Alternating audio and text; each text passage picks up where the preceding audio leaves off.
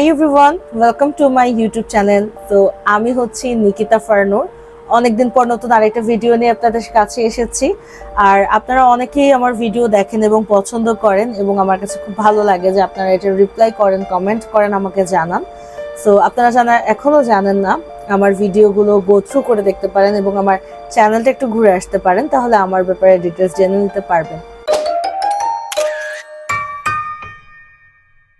তো আমি basically lifestyle নিয়ে কথা বলে থাকি এবং আমার কাছে যেই টপিকগুলো নিয়ে মনে হয় কথা বলা প্রয়োজন সেই বিষয়গুলো নিয়ে কথা বলে থাকি। গতবার আমি বেশ অনেক বিষয় নিয়ে কথা বলেছি এবং এই টাইপের আরো ভিডিও বানানোর জন্য আমাকে আপনারা অনেক উৎসাহ দিয়েছেন।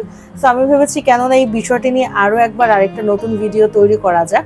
আর সেই বিষয়টি হচ্ছে খুবই জরুরি একটি বিষয়, আর সেটা হচ্ছে ওয়েট গেইন। একটা মানুষের ওয়েট গেইন কেন হয়, একটা মানুষের ওজন হঠাৎ কেন বেড়ে যায়, একটা পুরুষ মানুষ হোক বা মেয়ে মানুষ হোক, নিশ্চয়ই অনেক কোনো কারণ থাকছে। সেই বিষয়টা নিয়ে আজকে আপনাদের সাথে কথা বলবো। তো যখন একটা মানুষ ওয়েট গেইন করা শুরু করে, মানে ওজন স্টার্ট হয়ে যায় অনেক বেশি বেড়ে যাওয়ার, তখন এটার প্রথম যেই প্রভাবটা পড়ে মানুষের প্রতি সেটা হচ্ছে যে হয়তোবা সে অনেক বেশি খাওয়া দাওয়া করে, আর নয়তো সে মোট সব থেকে ইম্পর্টেন্ট যেটা সেটা হচ্ছে সবাই মনে করে সে অনেক বেশি খাওয়া দাওয়া করে, কিন্তু এই বিষয়টা থেকে আসলে আমাদের একটু বের হয়ে আসতে হবে। সো আমি যদি আমার পার্সোনাল এক্সপিরিয়েন্সের কথা বলি, তাহলে আমি বলবো যে এরকম এক্সপিরিয়েন্স আমি প্রতিদিনই লিটারালি পাই এবং এখনো পর্যন্ত আমি এই টাইপের এক্সপিরিয়েন্স এখনো পেয়ে থাকি। কারণ আমার ওয়েট গত কয়েক বছর থেকে এই যে বেড়েছে, কোনোভাবেই কমাতে পারিনি। যতই কমানোর চেষ্টা করি কমছে না, এবং এটার একটা বড় রিজন হচ্ছে আমার কিছু হরমোনাল ইস্যুস। এই হরমোনাল ইস্যুস এর কারণে আমি চাইলেও মানে ইচ্ছে মতো ওয়েট আমি লুজ করতে পারি না।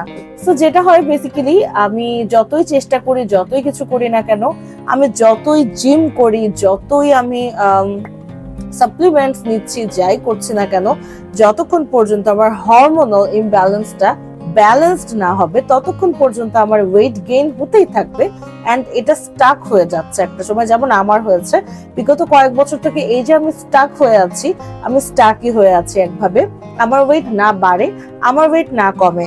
মাঝখানে আমি প্রোটিন থেকে শুরু করে প্রত্যেকটা খাবার, ফাইবার, ভাইটামিন, সবকিছু আমি একদম পরিমাণ মতো নিচ্ছি, একদম যতটুকু আমার শরীরের প্রয়োজন ততটুকুই নিচ্ছি, কিন্তু দিন শেষে যেটা হয় যে স্টিল আমার বডি রিয়াক্ট করে অন্যভাবে। আজকের টপিকটা তাহলে আমি বলতে পারি যে মোটা বা চিকন না, হরমোনাল ব্যালেন্স বা ইমব্যালেন্স না। আজকের বিষয়টা হচ্ছে কেন ফ্রাস্ট্রেটেড হচ্ছি আর কেন এই ফ্রাস্ট্রেশন থেকে আমাদের বের হওয়াটা খুবই খুবই জরুরি। মেয়েরা বিশেষ করে প্রথমত একটা জিনিস বোঝার চেষ্টা করবা, তোমাদের আশেপাশে অনেক ধরনের সিচুয়েশন থাকবে এবং অনেক ধরনের মানুষ থাকবে। তারা তোমাকে অনেক ধরনের কথা বলবে, তোমার কখনো খারাপ লাগবে, তোমার ভালো লাগবে। ভালো কথাগুলো আমাদের মাইন্ডে পজিটিভলি যাবে, কিন্তু ভালোর থেকে সব থেকে বেশি খারাপটা, বিশেষ করে মেয়েদেরকে খারাপ কথাটা, নেগেটিভিটিটাকে বেশি মানে নেগেটিভিটির মধ্যে থেকে বেশি যেতে হয়, এবং এই সময়টাতে আসলে একটা মেয়ের মাইন্ডের অবস্থা কেমন হয় শুধু একটা মেয়েই বলতে পারে। তো আমার কথা হচ্ছে এই জিনিসটা আমার সাথে অনেক হয়েছে এবং হয়ে আসছে, আমি ফেস করে আছি প্রতিনিয়ত, মোটা থেকে শুরু করে প্রত্যেকটা বিষয় নিয়ে। কেননা আমি আমার জাস্টিফিকেশনটা সবাইকে দিতে পারবো না যে actually how I am dealing with it, আর আমি ডিলটা কিভাবে করার থেকে শুরু করে আমার ফিলটা কেমন হয় এটাও আমি কাউকে বোঝাতে পারবো না, কারণ সবার আমি কি মনে করি বা কি বুঝি এটা জানাটাও প্রয়োজন না। তো আমারও কাউকে এটা জানানো প্রয়োজন না যে আমি কি ফিল করি বা আমি কি নিয়ে ডিল করছি। বাট ওই যে কথাগুলো বা ওই যে বিষয়গুলো, এগুলোকে একটা মানুষকে একটা সময় ফ্রাস্ট্রেশনে নিয়ে যেতে পারে কোনো না কোনো কারণে, এবং সেটা কি হয় জানেন, একটা সময় ওই মানুষটা এই নেগেটিভিটিটাকে অ্যাবজর্ভ করতে করতে করতে করতে তার মাইন্ড মনে করে যে সে নেগেটিভিটিটাকে গ্রহণ করতে পারবে এবং সেই নেগেটিভিটিটা নিয়ে চলতে পারবে। সো আমাদের মাইন্ড এটাই চিন্তা করে এবং আমাদের মাইন্ড সেভাবে করেই যায়।